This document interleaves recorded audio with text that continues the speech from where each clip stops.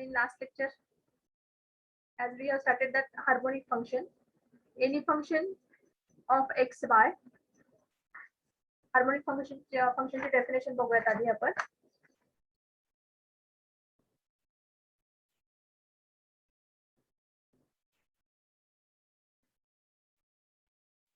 Any function of x y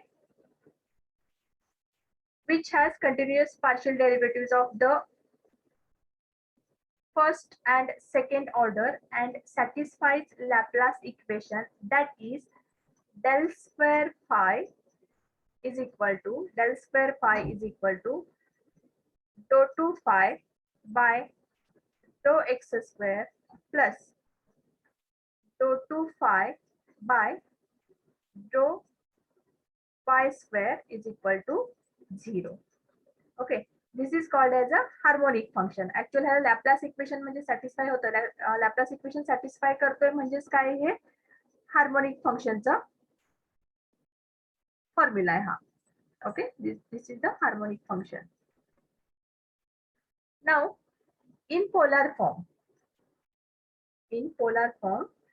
the same function we are getting as dou 2, just a minute, I have to write here, polar form dou 2u by dou r square plus 1 upon r into dou u by dou r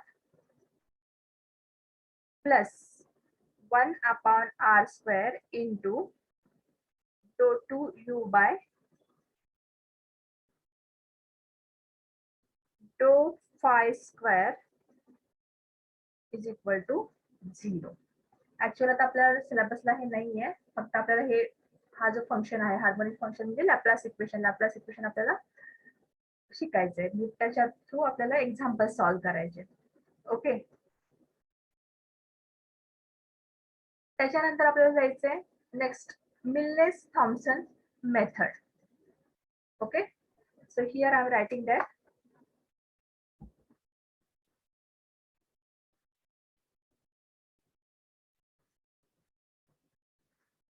Thomson method.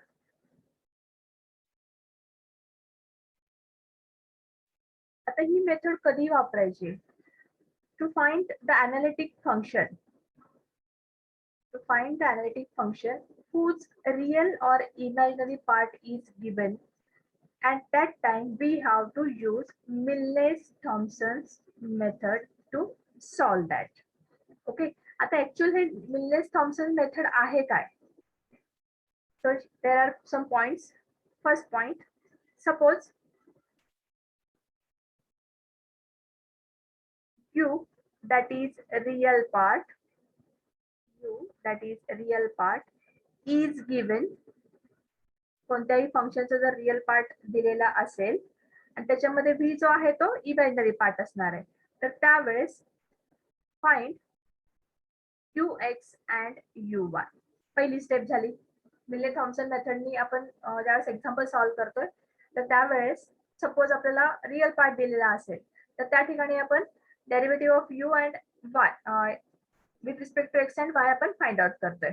Okay, त्याच्यानंतर second point जो आहे याच्यामध्ये consider phi1 of xy which is equal to ux. Then phi2 of xy is known as uy. Okay. Shubham Patoles, we are not interested to look at you.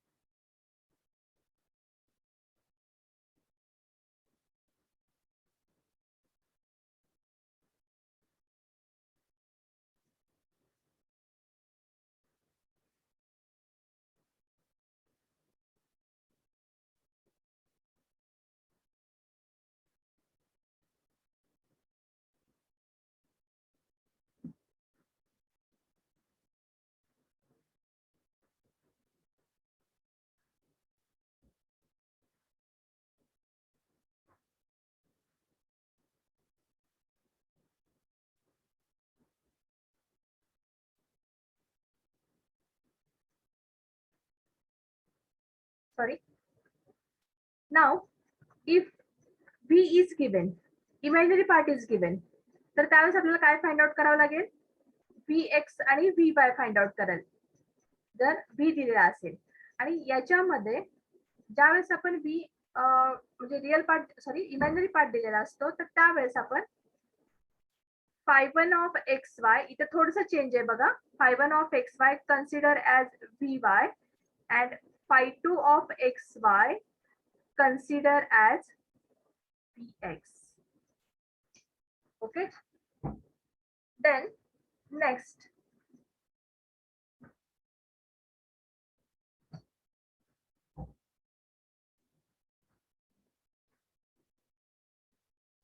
Third point येतोय आपला याच्यामध्ये C point. और next step, take f dash of z, f dash of z is equal to f dash of z is equal to phi1 of z0. जरा steps व्यवस्थित समजून घ्या, म्हणजे आपल्याला ज्यावेळेस आपण एक्झाम्पल सॉल्व्ह करतो त्यावेळेस खूप इझी जाईल ते. z0, look at that. F dash of z is equal to phi1 of z0 minus I into phi2 of z0. Or we can take f dash of z is equal to psi1 of z0 plus I psi2 of z0. Okay. आता हे जे घेतोय आपण f dash of z is equal to, त्याला integrate करतोय परत.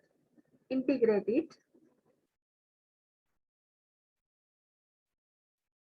by integrating it, we are getting f of z, integration of f dash of z is equal to f of z. F of z is equal to integration of phi1 of z0 dz minus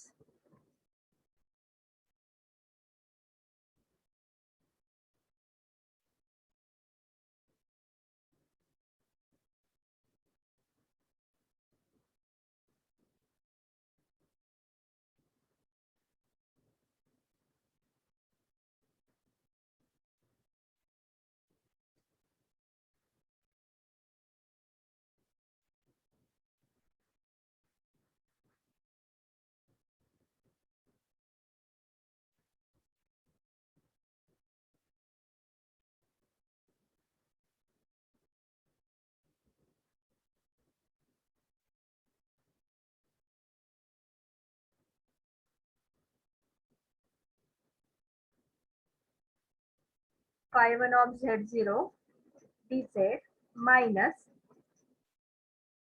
I into integration of phi2 of z0 dz. Okay. Or if v is there, then we are taking that f integration of the given term will be f of z is equal to integration of psi1 of z0 dz plus I into integration of psi2 z0 dz. Okay. Look at that.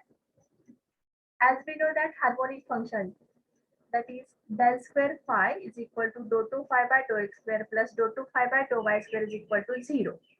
Now, if you are going to find out the given function is in u and v, if we to find the analytic function, whatever that function is given, whose real part or imaginary part is given, then we have to use Milne-Thomson's method. Milne-Thomson's method. And in that case, suppose a real part is given, then find ux and uy.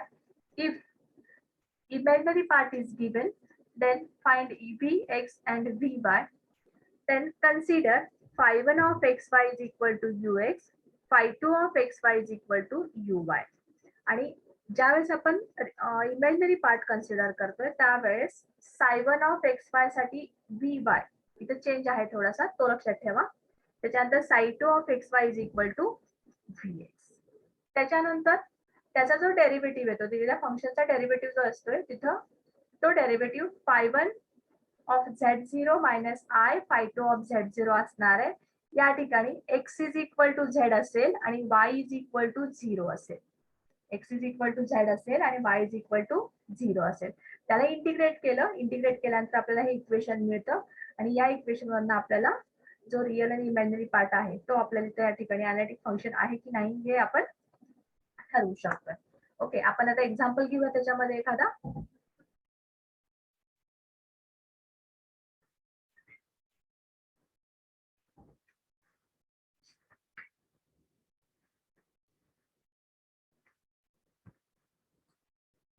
Verify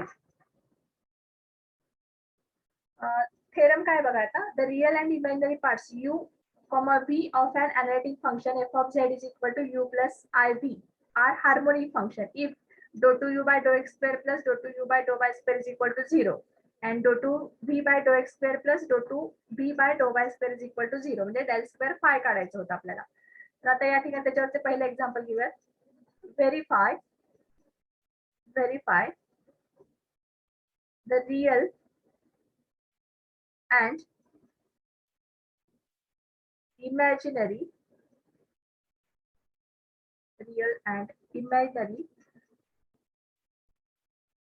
points of f of z is equal to e raised to z are harmonic functions.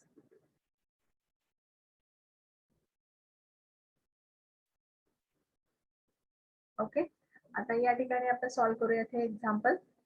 पहिल्यांदा काय दिलंय, E raise to z दिलेलं आहे function. E raise to z is equal to how to write that, e raise to x into cos Y plus I sine y. असं का लिहिलं मी. Hello hello Yes, ma'am. why I have written like that. Exponential. कशावर लिहिलं आपण.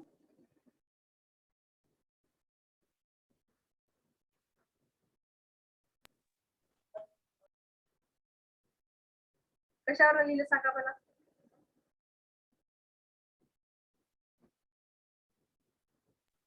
Cos of plus I sin y is equal to 1. कशावर लिहिलं सांगू शकता त्याच्यामध्ये. Z is equal to x plus I. Z equals to x plus y. हा, e raised to z च्या ठिकाणी आपण काय केलं, x प्लस आय वाय घेतला त्या ठिकाणी. ओके, त्यामुळं e raised to z is equal to x plus I Y. मग त्याच्यातच इमॅजिनरी पार्ट म्हणजे e raised to x into e raised to I Y separate केलं. e raised to I Y that is cos Y plus I sine Y. Okay, त्याच्यानंतर याच्यामध्ये u consider करा. Therefore u is equal to u काय आपल्या ह्याच्यामध्ये e raised to x into cos y that is real part. त्याच्यानंतर v काय आपल्या ह्याच्यामध्ये v is equal to e raised to x into sin y. ठीक आहे, त्याच्यानंतर नेक्स्ट इथं आता ux आणि uy आणि इथं vx आणि vy काढायचंय. मग आता पहिल्यांदा इथं बघा ux काढला आपण. ux काय तो सांगा आता मला. ux is equal to e raised to x cos y मिळेल. ठीक आहे, त्याच्यानंतर uy काय मिळेल आपल्याला इथं minus e raised to x into sin y.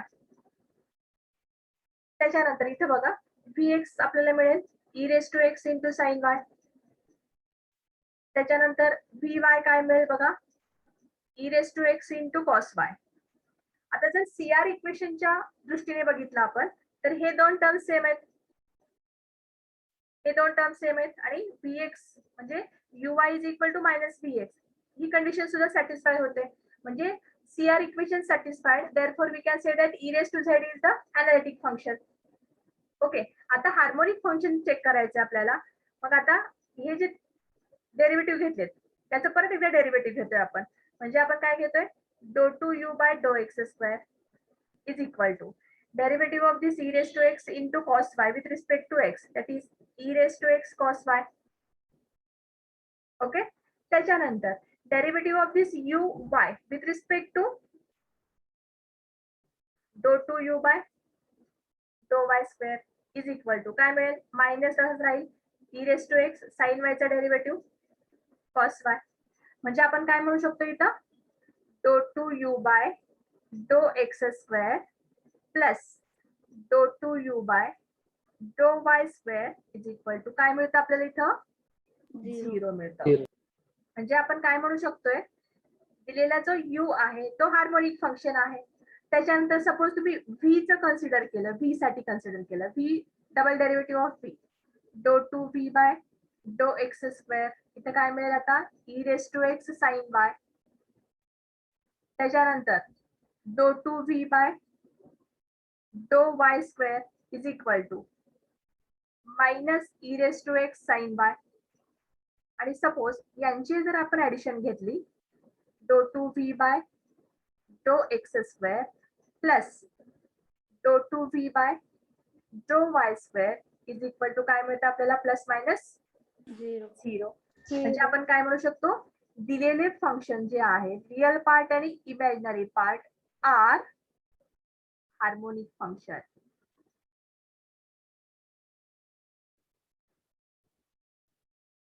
Okay, आता इथं पहिल्यानंतर आपल्याला इथं या दोन म्हणजे दिलेल्या कंडिशन वरनं ux is equal to v by आणि uy is equal to minus vx, याच्यावर आपण काय म्हणतोय, CR equation satisfied, therefore e raised to z is an analytic function and u and v are harmonic function by using dou 2 u by dou x square plus dou 2 u by dou y square equal to 0 and dou 2 v by dou x square plus dou 2 v by dou y square is equal to 0. याच्यामध्ये real part आणि imaginary part दोन्ही points हे काय आहेत आपल्याला harmonic function म्हणून मिळतात. ठीक आहे, हे समजलं सगळ्यांना? Yes ma'am. ओके, एक्झाम्पल खूप इझी आहेत, फक्त त्या ठिकाणी मेथड कोणती अप्लाय करतो ते चेक करा फक्त. Next example, if u is equal to y cube, if u is equal to y cube minus 3x square y is a harmonic function, is a harmonic function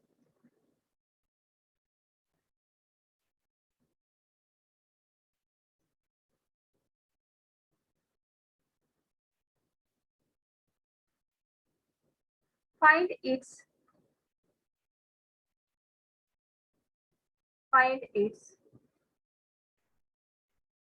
harmonic conjugate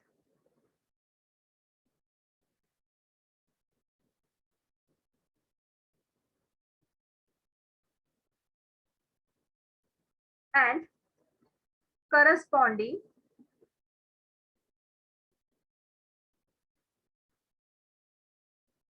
analytic function.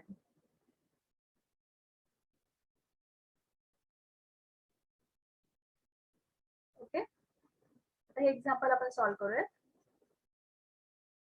आता इथे बघा u दिलेला आहे म्हणजे real part दिलाय, u is equal to y cube minus 3x square y. मग याच्यावरनं ux काढा, ux is equal to minus 6xy. त्याच्यानंतर uy काढा, uy is equal to 3y square minus 3x square. ठीक आहे, त्याच्यानंतर परत या ux चा नेक्स्ट डेरिव्हेटिव्ह uxx किंवा dou 2 u by dou x square. आता याचा डेरिव्हेटिव्ह काय असेल, minus 6y then uyy, derivative of uy with respect to y once again, so it will be 6y and इथं काय असणार आहे, हा 0 असेल. ठीक आहे, मग आता therefore आपल्याला काय मिळते, del square phi is equal to dou 2 u by dou x square. आता या ठिकाणी फाय दिलेलं फंक्शन जे दिलेलं आहे u आहे, आपण u कन्सिडर करूया तिथं. Function what ever that function is given ते फंक्शन कन्सिडर करूया तिथं आपण.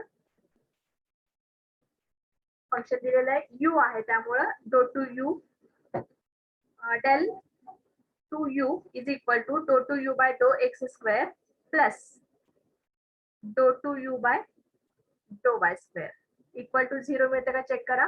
विच इज इक्वल टू बघा येतं इथं U X X minus 6y plus 6y is equal to 0. बरोबर आहे. म्हणजे आपण काय म्हणतोय U is harmonic function. U is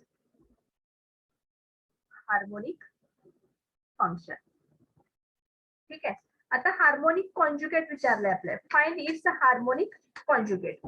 आता हार्मोनिक कॉन्जुगेट म्हटल्यानंतर आपल्याला काय कन्सिडर करतोय आपण हार्मोनिक कॉन्जुगेटचे तुम्हाला सांगितलं होतं. हार्मोनिक कॉन्जुगेटला आपण काय करतो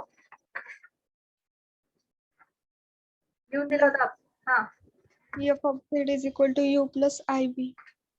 F of Z is equal to U plus I V. हा ते तर पुढे सांगा आता हार्मोनिक कॉन्जुगेटचं पुढे काय फाइंड आउट करायचं आपल्याला.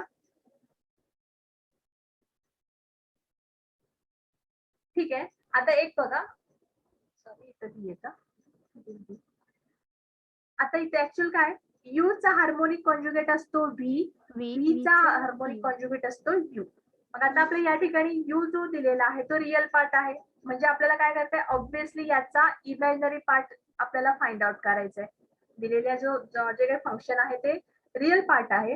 मग त्याचं जे हार्मोनिक कॉन्जुगेट आहे ते व्ही असणार आहे. म्हणजे आपल्याला या ठिकाणी व्ही फाइंड आउट करावं लागेल. So find V two find V.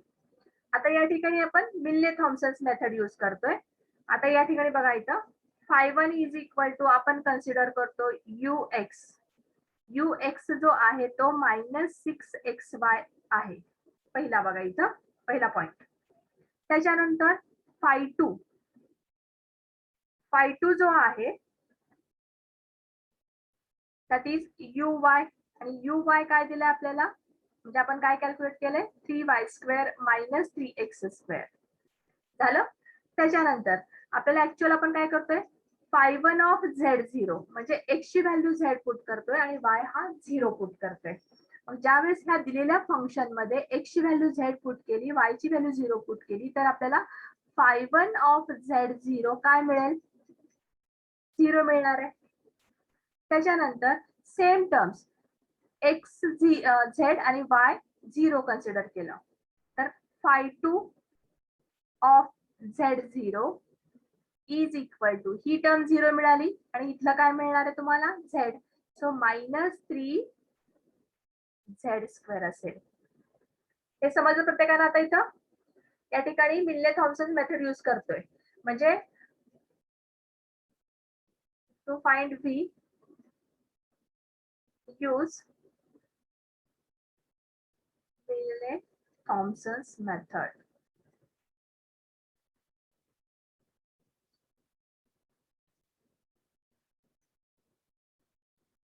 Okay. आता या ठिकाणी फाइंड आउट करतोय आपण f' of z is equal to φ1 of z0. मग अशीच आपण सांगितलं होतं तुम्हाला जर इमॅजिनरी पार्ट आणि रिअल पार्ट जर फाइंड आउट करायचं असेल तर त्यावेळेस आपण मिल्ले थॉम्सन्स मेथड अप्लाय करतोय किंवा ते यूज करतोय. मग आता f' of z is equal to काय φ1 of z0 - I φ2 of z0. Okay. मग आता या ठिकाणी बघा इथली व्हॅल्यू पुट केली आपण f' ऑफ z काय आपला इथं ही टर्म तर 0च आहे तुमची -I इंटू φ2 ऑफ z0 काय तुमचा -3z². ओके. म्हणजे ऍक्च्युअली ही टर्म काय मिळेल तुम्हाला I इंटू 3z². मग आता याला इंटिग्रेट करतोय आपण integrate it. So integration of this f' of z that is f of z is equal to हा please tell me that integration of φ1 of z0 dz - I integration of φ2 of z0 dz. Okay.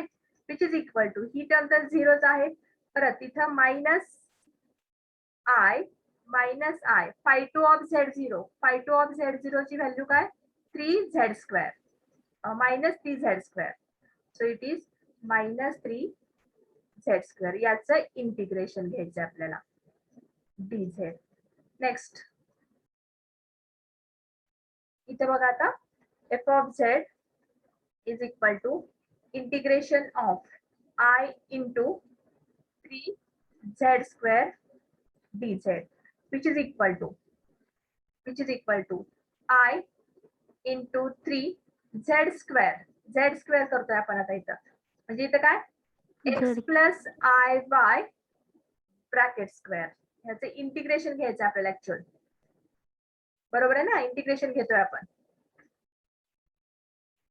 आता इथं आपण सोपं करूया थोडस. आता इथं या ठिकाणी आय हा कॉन्स्टंट आहे, इथं आय चे इंटिग्रेशन निघणार नाही. Integration of 3Z² with respect to z, Z³ 3 into Z³ divided by 3, 3 cancel, इथं असला Z³. ठीक आहे, मग आपण डायरेक्ट घेऊया तिथं पुढच्या टर्म साठी. इंटिग्रेशन मिळालेलं आहे आपल्याला, ते आहे I इंटू Z³. आता या ठिकाणी व्हॅल्यू पुट करतो आपण, I in bracket x plus I y x³. आता मला कोण सांगेल, a plus b bracket cube, a plus b bracket cube, expansion of this identity, A³ plus B³ a cube plus b cube plus 3AB a² b plus 3ab², बरोबर आहे का बघा. Yes, ma'am. Okay, Yes. According to this या ठिकाणी आपण expand करतोय आपण. a cube काय आपला x³ प्लस, आता आधी मी I इंटू वाय हा b कन्सिडर केलाय, तर घेतला प्लस 3a² म्हणजे x² into B I 3A² plus 3a into I y bracket square. या ठिकाणी आपण स्क्वेअर ब्रॅकेट घेऊया, हा, विच इज इक्वल टू, हा I याला एक्सपांड करूयात आता पहिल्यांदा ब्रॅकेटला, x³ I³ I² ची व्हॅल्यू आहे -1, I³ is equal to I² into I, which is equal to I² ची व्हॅल्यू काय, -1 into I, so it is equal to -I. ठीक आहे, मग आता या I इंटू y³ ची व्हॅल्यू येते -I y³. Next plus I 3x²y, इथे बघा I² आहे, तर -3xy². Okay, which is equal to, आता परत या हा जो बाहेर ब्रॅकेटच्या बाहेर I आहे त्याला मल्टिप्लाय करतोय आपण इथं, त्याने मल्टिप्लाय करतोय आपण इथं. पहिल्यांदा बघा इथं I इंटू x³, त्याच्यानंतर I² म्हणजे minus minus becomes plus y³. ठीक आहे, त्याच्यानंतर नेक्स्ट I इंटू I² म्हणजे -3x²y, परत इथं -I 3xy². आता या ठिकाणी जे कोइफिशियंट विथ I आहे ते सेपरेट करूयात, म्हणजे इमॅजिनरी पार्ट सेपरेट करूयात. मग इथं आधी y³ मायनस 3x²y, तर नेक्स्ट घेतोय आपण plus I in bracket x³ minus 3xy². Okay, मग आता ही व्हॅल्यू जी आहे f ऑफ z ची, म्हणजे f ऑफ z म्हणजे काय, u प्लस IV असतो आपला. मग ह्याच्यामध्ये u ही टर्म झाली, त्याच्यानंतर v काय असणार आहे आपला, मग x³ मायनस 3xy².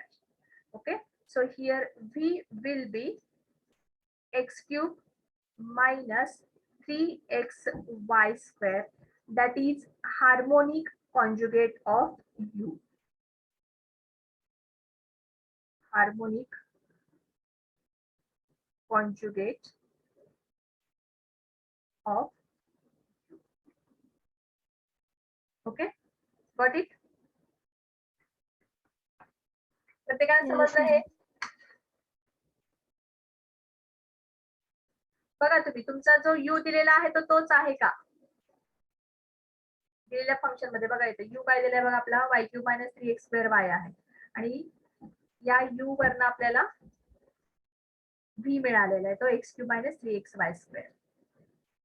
आता सपोज तुम्हाला हा जो v दिलाय v is equal to x³ - 3xy² आहे तर त्याच्यावर तुम्हाला u हाच मिळाला पाहिजे.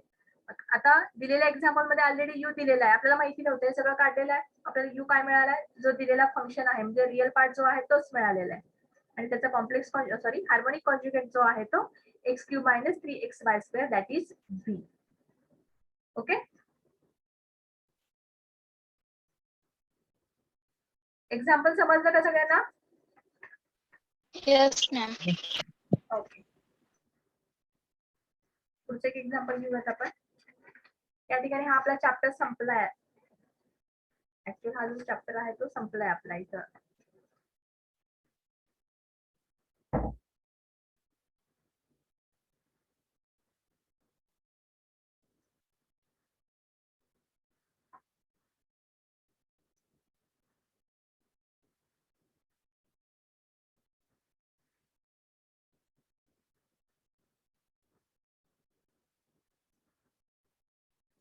write down next one example.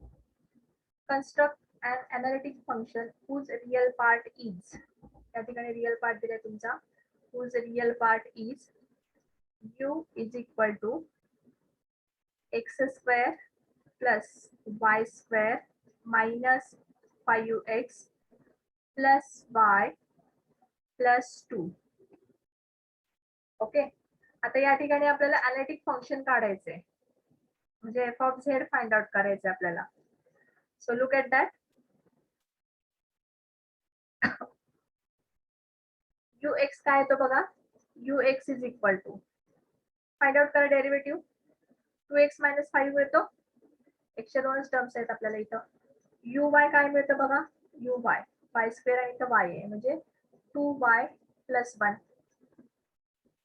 ठीक आहे आता या ठिकाणी एफ ऑफ झेड काढूयात आपण sorry f dash of z काढूयात f dash of Z is equal to by Milne Thomson's method f1 of z0 phi1 of z0 minus I phi2 of z0 okay which is equal to आता या ठिकाणी z is equal to म्हणजे z कशासाठी value put करतोय आपण x साठी आणि 0 कोणासाठी पुट करतोय आपण y साठी आता ux म्हणजे आपला हा जो आहे z0 आहे phi1 of z0 म्हणजे ux आहे म्हणजे या ठिकाणी तुमची व्हॅल्यू काय मिळते phi1 of z0 ची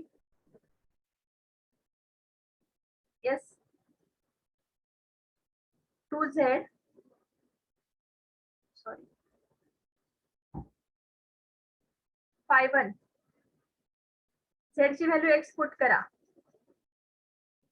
2z - 5 2z minus 5 y नाहीच आहे इथं minus I into phi2 of z0 y ची व्हॅल्यू 0 पुट केली तर या ठिकाणी काय मिळेल तुम्हाला 1 फक्त 1 राहतो ठीक आहे म्हणजे इक्वेशन काय मिळेल तुम्हाला 2z minus 5 minus I ठीक आहे आता याचे इंटिग्रेशन घेतो integration of this term f dash of z ची झेडचे integration so it is f of Z is equal to काय मिळेल integration of phi1 of z0 dz minus I into integration of phi2 of z0 dz which is equal to integration of phi1 of z0 काय तुमचा 2z minus 5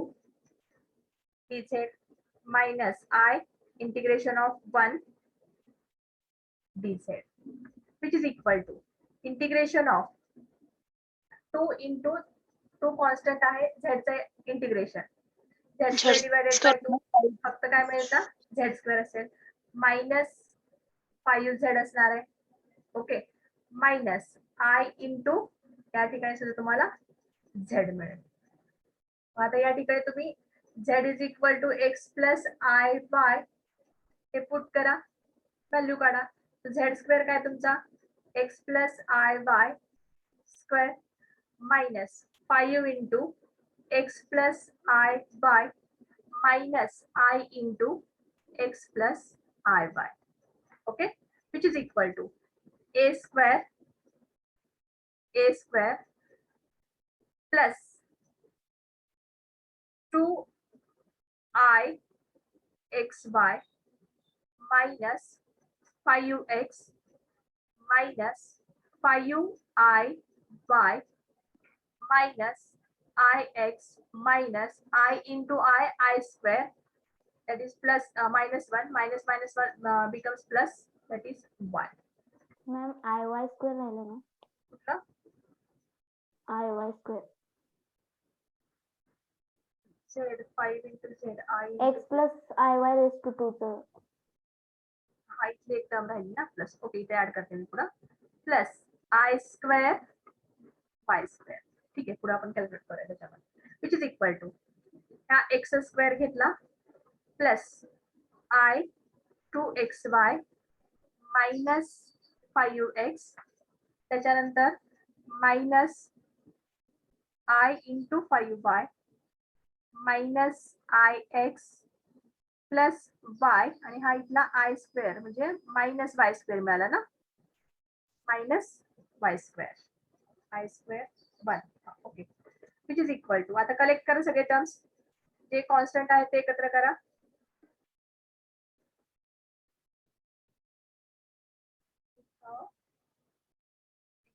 plus i square y square i square y square. Okay, हा इथं बघा, इथं x square minus y square त्याच्यानंतर ही 5x ची term येते ना मायनस 5x त्याच्यानंतर नेक्स्ट टर्म कोणती आहे परत आपली प्लस वाय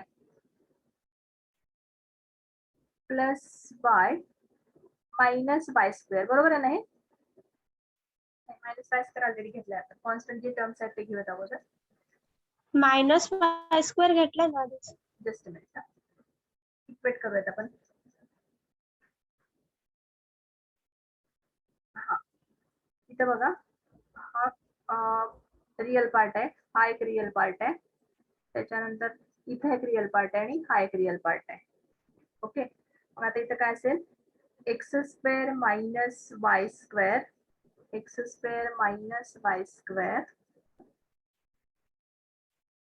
नेक्स्ट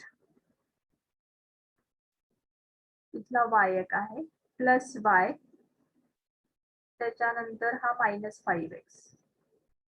ठीक आहे, नेक्स्ट टर्म बघा मायनस इथं plus I in bracket 2xy. Terms बघा एखादी आपली कुठली टर्म राहिली का बघा 2xy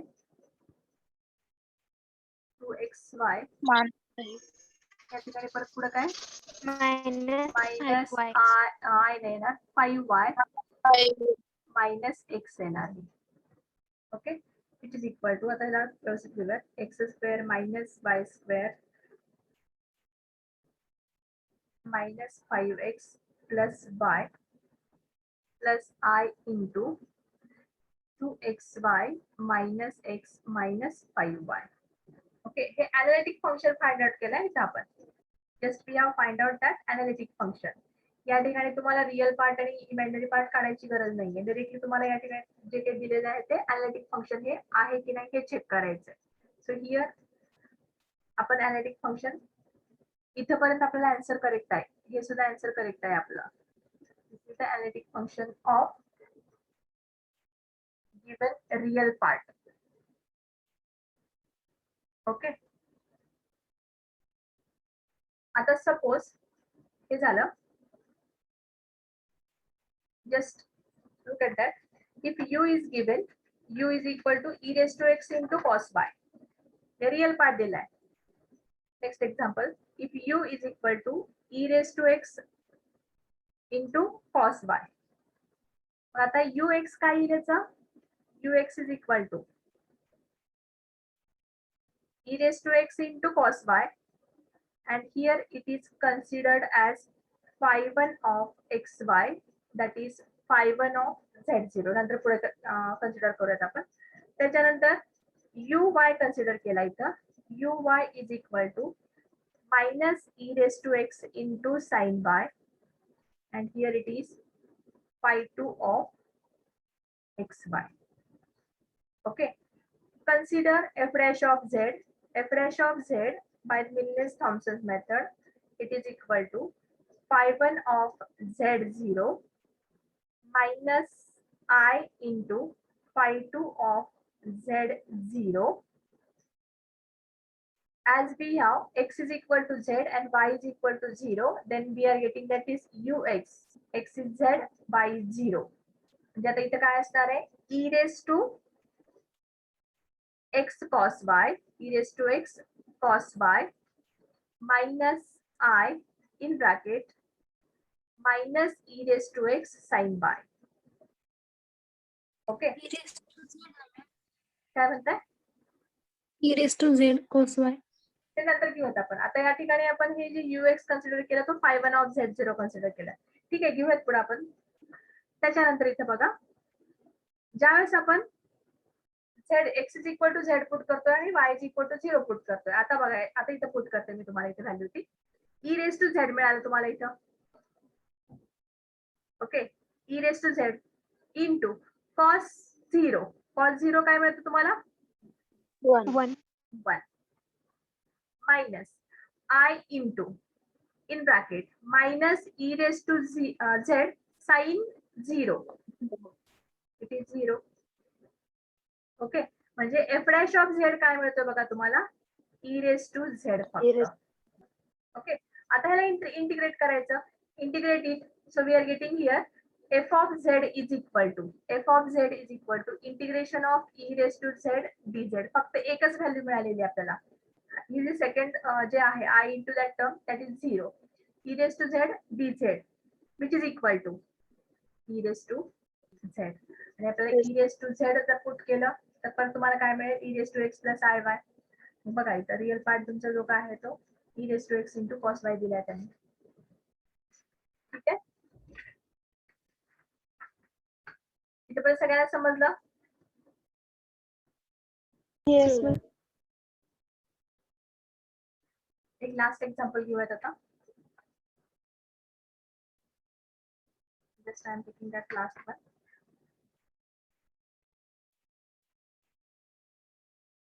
थोडंसं लेंथी घेऊयात.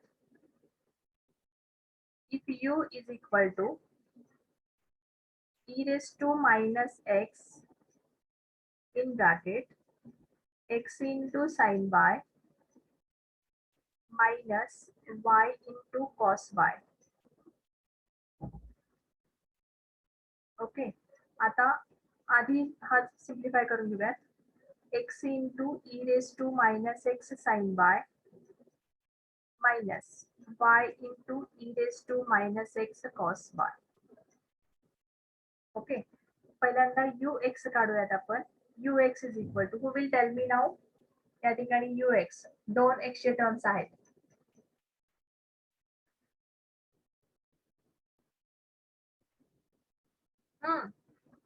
गो फॉर दॅट. सपोज तुम्ही x तसाच ठेवला, हा कॉन्स्टंट आहे sin y, e raised to minus x चा derivative Minus. minus e raised to minus x into sin y. Okay, आता प्लस का मायनस? Minus. प्लस येतं आता. प्लस x चा डेरिव्हेटिव्ह 1 येतो ना, Yes. 1 into e raised to minus x sin y. ही झाली first term.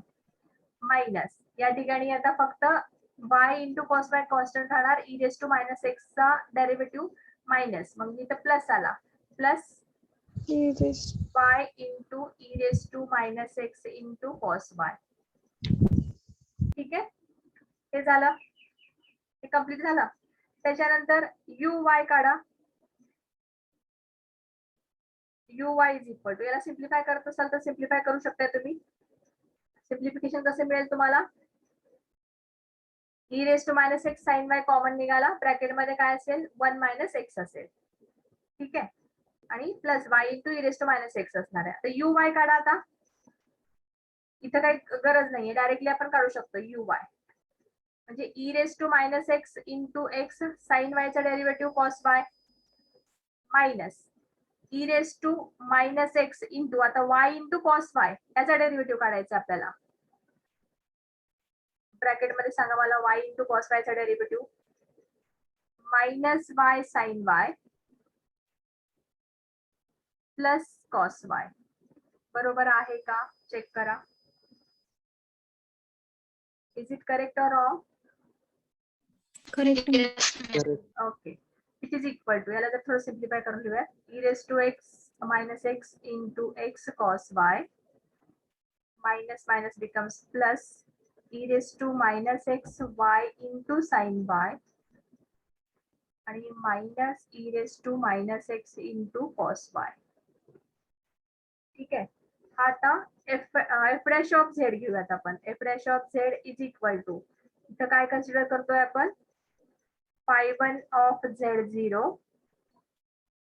Minus I into phi2 of z0. ठीक आहे. phi1 ऑफ z0 काय येईल आता इथं ux तुमचा. त्या ठिकाणी x ची व्हॅल्यू z पुट करा, y ची व्हॅल्यू 0 पुट करा. बघा आता इथं इथं डायरेक्टली बघा. आता ही कंप्लीट टर्म 0 झाली कारण साइन 0 0 येतोय. ही कंप्लीट टर्म 0 येते आणि ही कंप्लीट टर्म सुद्धा 0 येते कारण y 0 आहे. म्हणजे इथली टर्म काय मिळेल तुम्हाला, 0 मिळाली. Minus I into phi2 of z0. ज्या ठिकाणी z आपल्याला एक्सच्या ठिकाणी z पुट करायचे, y च्या ठिकाणी 0 पुट करायचे. आता इथं बघा पहिल्या टर्म मध्ये मिळेल आपल्याला e raise to minus z into z cos 0 that is 1 sine 0 0 minus e raise to minus z into 1. Okay, which is equal to multiply करा minus i in bracket e raised to minus z, z into e raised to minus z minus e raised to minus z. आता याला integrate करा. आता याच्यात common काय काढू शकता तुम्ही, minus i e raise to minus z common काढलं तर ब्रॅकेट मध्ये असेल झेड झेड मायनस 1. ओके, आणि कम्प्लीट ह्या मायनसने ह्या कम्प्लीट ब्रॅकेटला मल्टिप्लाय केलं तर i into e raise to minus z in bracket z plus 1 असेल. ओके, मग आता त्या ठिकाणी तुम्ही झेड ची व्हॅल्यू पुट करा आणि त्याच्यानंतर त्याचे इंटिग्रेशन घेऊन सॉल्व्ह करा. 1 minus z असणार ना, कुठं मायनस ने मायनसने मल्टिप्लाय. मल्टिप्लाय केलं, इथं मायनस झाला. हा मायनसनी ब्रॅकेटला मल्टिप्लाय करतोय आपण ना, ब्रॅकेटला. हा मायनस इंटू दिस ब्रॅकेट. बघा इथं minus I into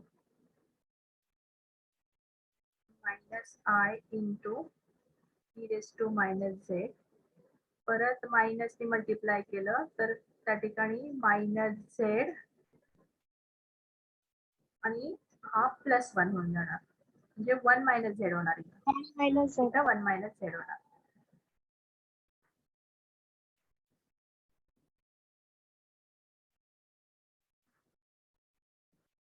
So it is 1 minus. Okay, everyone understood that? Yes, ma'am. Okay. Let me take your attendance.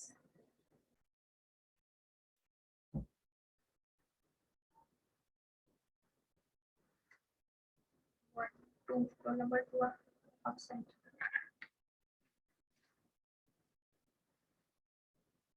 3, 4, 5, 6, 7, 8, 9, 10.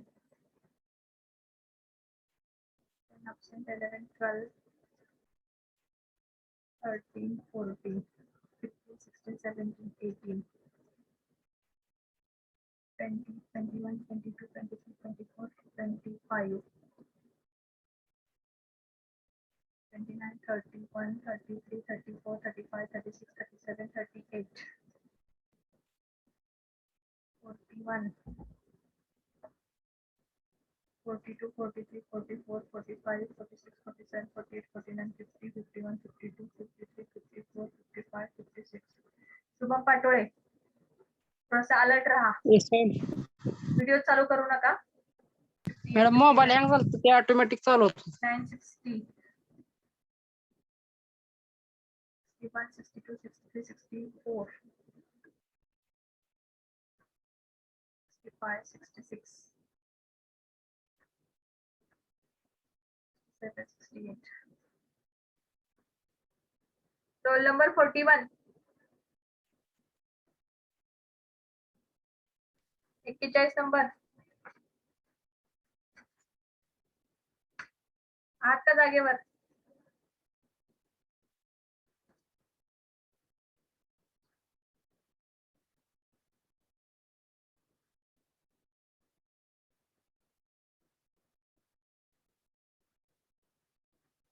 $41.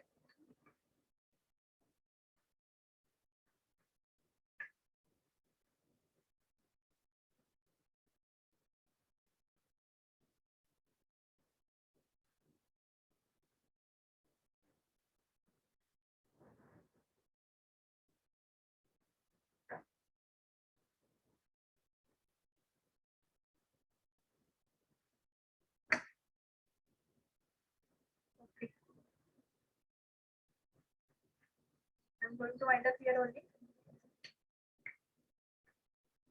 Thank you all of you. Ma'am हा बोला, एक मिनिट. ह्या टॉपिकच्या नोट्स पाहिजे होत्या ma'am. Thank you once again.